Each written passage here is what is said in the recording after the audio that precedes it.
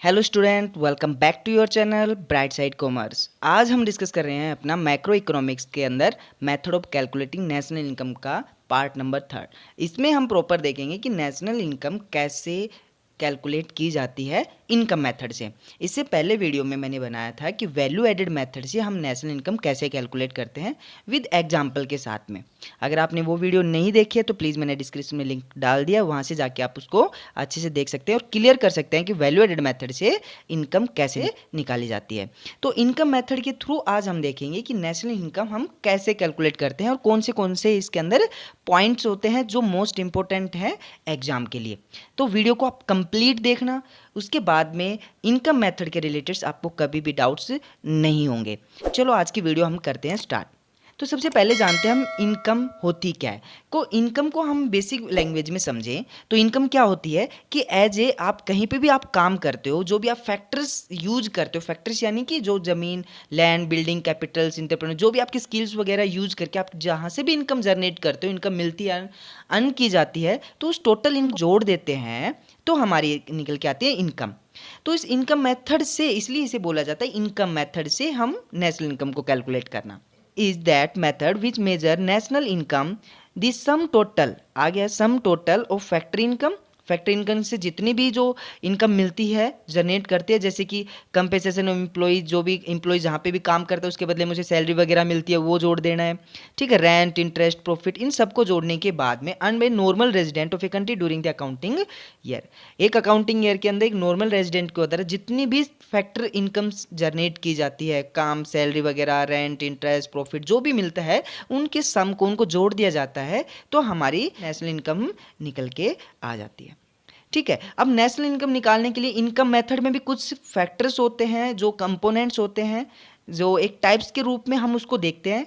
तो इसमें जो फैक्ट्री इनकम थी, मैं बार बार बोल रहा था इसमें, जैसे कि फैक्ट्री इनकम की बात हो रही थी, तो फैक्ट्री इनकम कहाँ से जनरेट होती है तो वो हम देखते हैं। उसको कुछ टाइप्स हैं, उसके कंपोनेंट्स हैं। तो सबसे पहला हम पॉइंट जानते हैं कि क्लासिफिकेशन में सबसे पहला आता है कंपेंसेशन ऑफ एम्प्लॉइज। भाई कंपेंसेशन जो भी एम्प्लॉइज को मिलता है, यानी कि सैलरी जहाँ पे भी वो काम करता है, वेजेस वगैरह मिलती है, उसे हम कंपेंसेशन ऑफ एम्प्लॉइज के रूप में मानते हैं।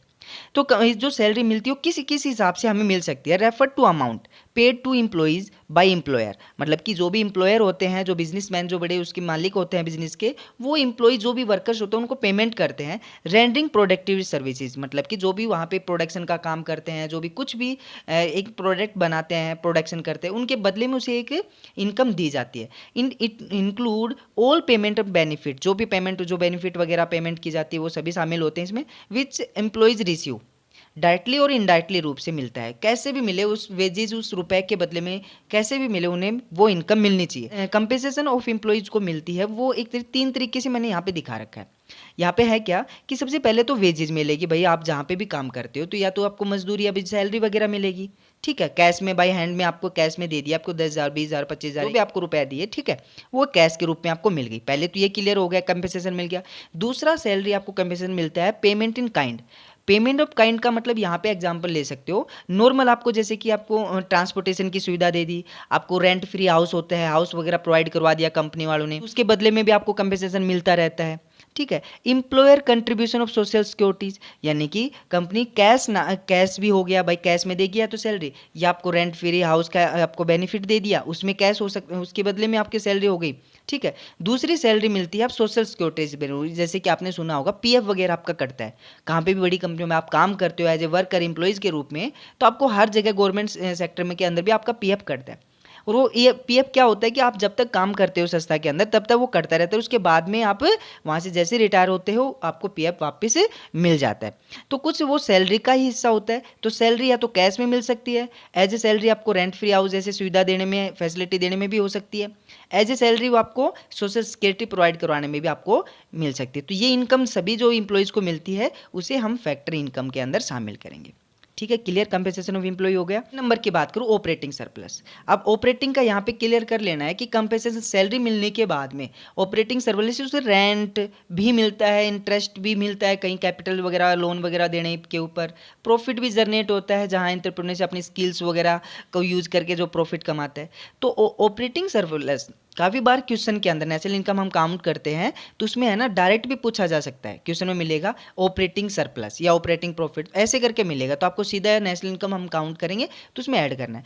लेकिन काफ़ी बार कॉम्प्लिकेटेड क्वेश्चन बनाने के लिए वहाँ पे आपको ऑपरेटिंग ना मिलके उसके पार्टीशन दे देंगे, जैसे रेंट हो गया है ना, इंटरेस्ट दे दिया आपको, रेंट इंटरेस्ट प्रॉफिट इस नाम से भी आपको क्वेश्चन में मिल जाए, तो इनको भी हमें ऑपरेटिंग का ही पार्ट मानना है। ठीक है, तो सबसे पहले जानते हो ऑपरेटिंग में रेंट आती है, तो रेंट कैसे मिलेगा, हम पहले सिंपल सा समझे, जो भी लैंड वगैरह बिल्डिंग वगैरह हम यूज करने के लिए प्रोवाइड करने के लिए देते हैं एज ए ओनरशिप किसी को भी, तो हमें वो इनकम मिलती रहती है, उसे हम रेंट बोलते हैं, किराए के रूप में जो इनकम मिलती है। रॉयल्टी हम किसे बोलेंगे, एज ए आपने जो भी आपने रजिस्ट्री करवा रखी है अपने खुद के नाम, जो भी आपने बुक्स वगैरह खरीद खुद के नाम कुछ भी बना रखा है, तो उसे हम एज ए दूसरे को यूज करने के लिए देते हैं, तो उसे हम एक रॉयल्टी के रूप में मान सकते हैं। रॉयल्टी हमें मिलती है, वो इनकम कुछ हिस्सा पार्ट होता है इनकम का, वो हमें मिलता है।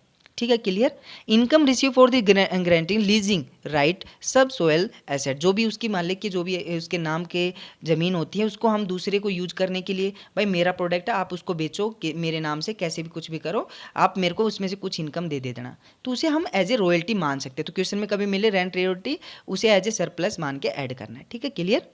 इंटरेस्ट, अब इंटरेस्ट का यहाँ से सिंपल सा फंडा है कि आप जो भी लोन वगैरह प्रोवाइड करवाते हो किसी को, तो उसके बदले में आपको इंटरेस्ट मिलता रहता है। तो interest refer to income receive from lending funds production unit, जो भी प्रोडक्शन, याद रखना प्रोडक्शन यूनिट के लिए, जैसे कंपनी को जब लोन दिया जाता है एज ए प्रोडक्शन के लिए दिया जाता है, कंपनी को पैसे चाहिए तो एज ए प्रोडक्शन के लिए, तो वो प्रोडक्शन के लिए जो लोन फंड्स मिलता है उसके बदले में जो इंटरेस्ट मिलेगा ना, उसे हम ऑपरेटिंग सरप्लस में शामिल करेंगे, यानी कि नेशनल इनकम काउंट करेंगे जब शामिल करेंगे। ठीक है, include both actual interest as well as imputed interest fund provide by entrepreneurs. ठीक है, interest income include interest loan and taken a productivity service, जो भी प्रोडक्टिविटी सर्विसेज होती हैं उसमें ही शामिल, उसको ही शामिल करना है।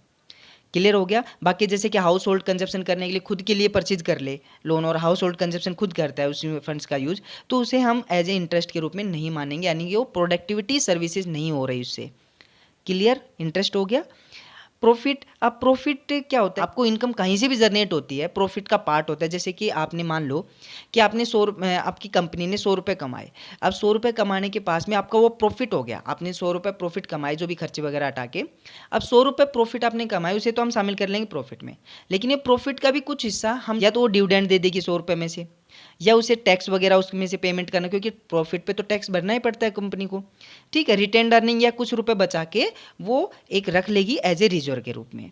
तो यहाँ डिविडेंड का मतलब मैं समझा देता हूँ एक बार आपको अच्छे से, कि dividend refer to part of profit which paid to share holder in ratio of their share holding. मतलब कि अब मान लो कि आप किसी कंपनी में आपने पैसे लगा रखे हैं, शेयर खरीद रखे हैं उसमें कंपनी में, तो आपको वो कंपनी क्या देगी, कुछ आपको परसेंट उसका प्रॉफिट देती रहेगी, यानी प्रॉफिट का डिविडेंड के रूप में आपको पैसे मिलते रहेंगे जो आपने वहाँ पैसे लगा रखे हैं।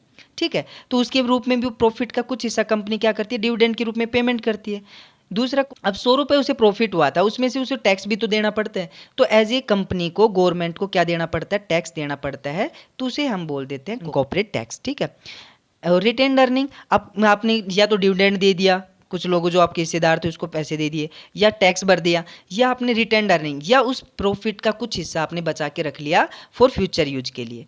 ठीक है, ये refer to the part of profit which kept the reserve it meet the unexpected contingency, को भरपाई के लिए उसको रिजर्व को उससे रिजर्व का यूज करके वहाँ हम अच्छे से उसको डील कर सकते हैं। ठीक है, क्लियर हो गया कि ऑपरेटिंग सरप्लस के अंदर रेंट हो उसको भी शामिल करना है, इंटरेस्ट प्रॉफिट उनको भी शामिल करना है, और प्रॉफिट में कैसे कहाँ कहाँ डिवाइड कर देते हैं उसको मैंने यहाँ पे एक्सप्लेन कर दिया, एज आपको एग्जाम के लिए भी सही रहेगा। उसके पास में अपने लास्ट आता है मिक्स इनकम। अब मिक्स इनकम में कौन सा होता है, कंपेंसेशन एम्प्लॉय, जो सैलरी वगैरह मिलती है उसको हम कर लिया, और फिर जो प्रॉफिट जो मिलता है कंपनी को उसको हमने शामिल कर लिया ऑपरेटिंग सरप्लस में, रेंट इंटरेस्ट होगा।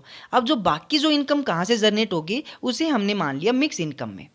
ठीक है, mix income refer to income self employed, जहाँ पे खुद आदमी बंदा काम करके, पर्सन खुद के जगह खुद वर्कर है, खुद ही काम करता है सारा बिजनेस के अंदर, तो उसकी जो इनकम मिलेगी उसे रेंट मिलेगा, इंटरेस्ट मिलेगा, किसी को पैसे दे दिए यूज करने के लिए तो उसे इंटरेस्ट भी मिलेगा, प्रॉफिट भी मिलेगा, उन सभी को हम शामिल कर देते हैं मिक्स इनकम में। ठीक है, लेबर कैपिटल एंटरप्रेन्योरशिप ये सब इसके अंदर मिक्स इनकम के अंदर शामिल होते हैं। क्लियर हो गया। उसमें जैसे कि अब मैं बात करता हूँ नेशनल इनकम को हम कैसे काउंट करते हैं। अब नेशनल इनकम काउंट करने के लिए बड़ा सिंपल है, इसमें आपको क्या करना है, जो अपन ने कंपेंसेशन ऑफ एम्प्लॉइज जो देखा था उसमें अपने ऑपरेटिंग सरप्लस यानी कि रेंट, प्रॉफिट, इंटरेस्ट को ऐड कर देना जितनी इनकम आई। मिक्स इनकम से जितनी भी इनकम आती है उसको हम ऐड कर देंगे। क्वेश्चन में आपको ऑपरेटिंग सरप्लस मिलेगा, सीओई मिलेगा यानी कि कंजप्शन कंपेंसेशन ऑफ एम्प्लॉयज़ मिलेगा, मिक्स इनकम इसमें से मिलेगा, तो तीनों को हम ऐड कर देंगे। सिंपल सा पहला पॉइंट क्लियर। इसको ऐड करते, इस इनकम को ऐड करते हमारा क्या निकल के आएगा, NDPFC निकल के आएगा। ये आपको क्लियर कर दूं, यहाँ पे जो वैल्यू एडेड मेथड निकाला था उसके अंदर हमारा वैल्यू एडेड का जो पहले काउंट स्टेप था उससे निकल के आया था अपना क्या, DPMP, और यहाँ से हम तीनों को ऐड करेंगे तो यहाँ पे निकल के आएगा अपना NDPFC। इसे हम नेशनल में कन्वर्ट करेंगे यानी कि NNPFC में कन्वर्ट करना है।